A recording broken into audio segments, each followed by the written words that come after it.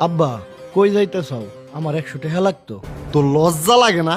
এই বয়সে তুই বাপের কাছ থেকে টেহা নিয়ে চলোস? তোর বয়সের কোন পোলাটা বাপের কাছ থেকে টেহা নিয়ে চলে রে? আব্বা, আমি টেহাটা চাইছিলাম মাহফুজ ভাইয়ের সাথে দেখা করবার জন্য দেহে। আমি আবারও বিদেশ যাবার চাই। আবার বিদেশ যাই কি করবি? একবার যায় তো আমার লাখ লাখ টাকা নষ্ট করে আইসা। এখন কি আমার পথে বসানোর চিন্তা ভাবনা নাকি তোর? আব্বা, আমি তো চেষ্টা কম করি না। ঢালালে ওই দেশ এয়ারপোর্টের কামের কথা কয়ে নিয়ে কাম দিল না। এখন যে আমি বাইরে কাম করুম, হাতের কাম না জানলে বাইরে কামেও নেয় না। এই জন্যই তো ঘুরে এলাম। হাতের কাজ জানবি কোন থে? জীবনে কোনো কিছু করার চেষ্টা করছ না?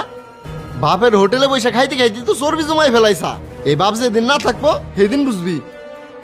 সিরাজুলের পোলা বিদেশ যায় দেখি লাখ লাখ টাকা কামাইতেছে, বাড়ি দেখলাম বিল্ডিংও দিতেছে। আর তুই তুই কি করলি? এই যে 100 টাকা আমার কাছে আর জীবনে টাকা পয়সা চাইস না।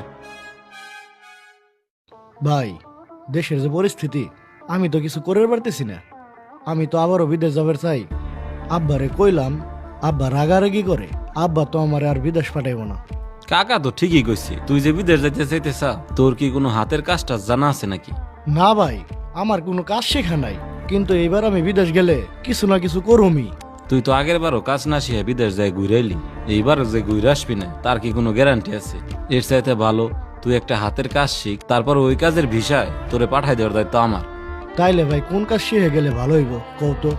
ভালো কাজ তো অনেকগুলাই আছে, এর ভিতরে ড্রাইভিং, এসি টেকনিশিয়ান, ইলেকট্রিশিয়ান, তারপরে মোবাইল সার্ভিসিং। এর ভিতর থেকে তুই যে কোনো একটা কাজ শিখে তোর আমি ভালো একটা বিষয় পাঠাই দিবানি।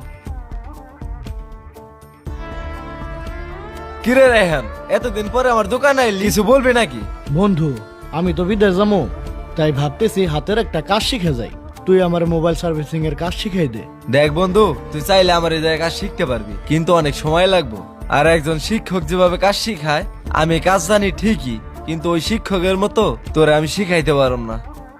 অনেক আশা নিয়ে তোর কাছে আইছিলাম, তাইলে এখন আমার কি করা উচিত? তাইলে তুই একটা কাজ করতে পারোস, আমি যে জায়গা থেকে কাজ শিখছি তুই ওই জায়গা থেকে কাজ শিখতে পারোস। অল্প সময় তোরে অনেক ভালো কাজ শিখাই দিব। আর এই যে নে ঠিকানা।